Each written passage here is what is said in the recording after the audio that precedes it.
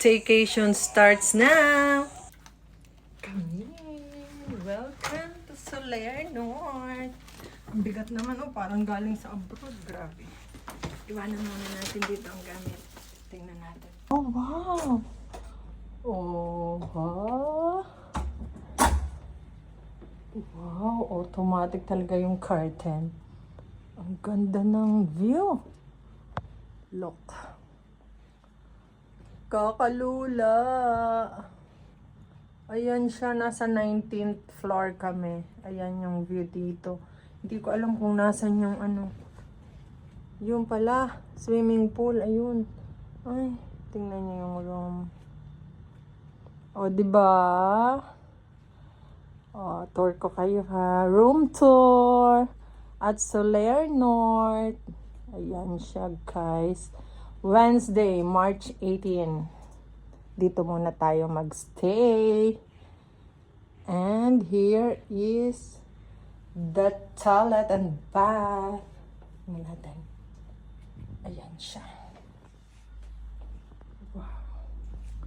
Ganda. Ayan siya, guys. O, diba?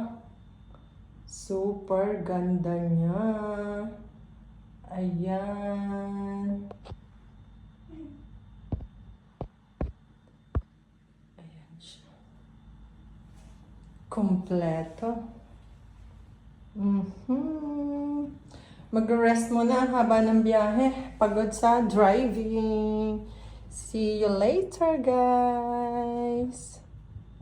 Hello everybody. We're preparing our birthday surprise for my son.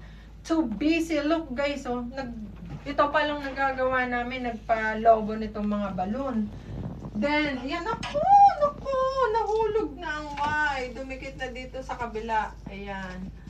Nasa ano pa siya? He's from Palawan, going here to Soler North.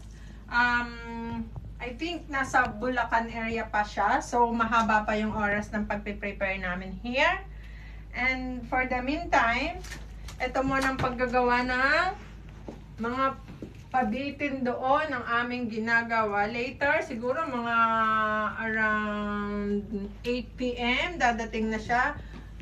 Ready na tong lahat. See you guys later. Ipapakita ko sa inyo kung ano na yung aming magiging finished decoration.